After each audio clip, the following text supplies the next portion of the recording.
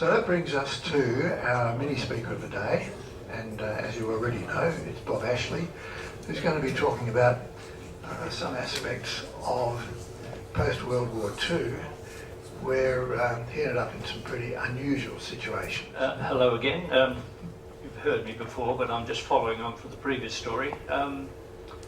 In '48, I was at Lübeck on Dax during the Berlin airlift, and after a few months of that, I was shipped back to my own base at Warn, which is in Germany, with a Mozzie unit, and I was given a Comflight Mark III yellow Mozzie to look after for 3 months, so I had a few flights on that, which was quite fun. The airlift was still on, so I was then shipped back to Wunsdorf, which was a York base, and we were working 24-hour shifts, and I was also running the wheel bay, which was, we had about 8 to 10 wheels on, complete wheels, brakes, assemblies for Yorks on two-wheel transporters. These were all flown in from UK, from RAF Honington, where they did all the maintenance, and they were brought into us by a flight of Dakotas, we didn't know as a plumber Dax. They were called that, the Operation Plumber, because the plumbers always forgot something, so all our spares were brought in on plumber Dax. In the end of June '49, the airlift finished, and the chiefie came out to us and said, right, clean the hangar out, everything's got to go. So I got a couple of jerry labourers, and we towed the wheels on transporters up to the stores and handed them all in, except one wheel which was left over, and it was a Hastings wheel. So I took that up the stores, and they said, where's the paperwork? No paperwork, doesn't exist, get rid of it. So I took it back to the hangar, and the chiefie told me off and said, get rid of it. So I took it up to the dump, and the dump wouldn't take it because it wasn't scrap. So then I thought, well, now what? So I didn't dare go back to the hangar, so I took it up to Skyways and Bennett Airways, which were operating just up the road, and offered it to them if they wanted it.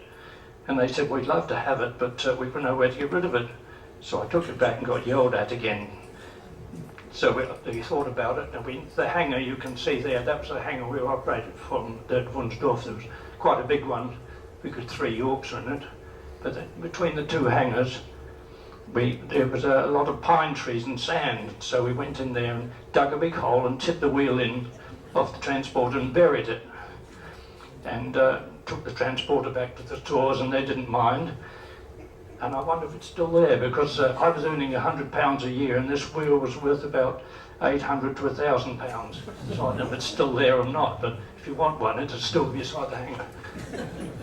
There's some of our buried Yorks, as you can see. And the next story is about Malaya in '54. I was serving in Malaya on 155 helicopter squadron. We had the old S-55s, and I was just crewing them in and out of the usual, in and out of the jungle sort of thing in the Malaysian emergency. This time it was Christmas in '54, and one of the aircraft operating on our base, as you can see there, was a voice aircraft. They had Dakotas there, which had big speakers underneath and a generator and tape inside, and they'd fly over the jungle and talk to the CTs, the bandits, give them messages from home or surrender here and so on. I was talking to one of the pilots there, and he said he'd flown the same Dakota in India on the airlift over the hump in '43 to '45.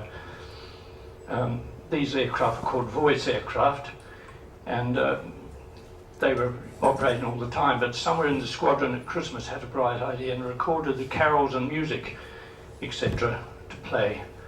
And the evenings they took off and flew very high up and quietly over the centre of the town on a big moonlight, star-covered sky, and you couldn't hear the aeroplane. All you could hear for miles around was Christmas carols, Christmas songs, and Bing Crosby singing White Christmas.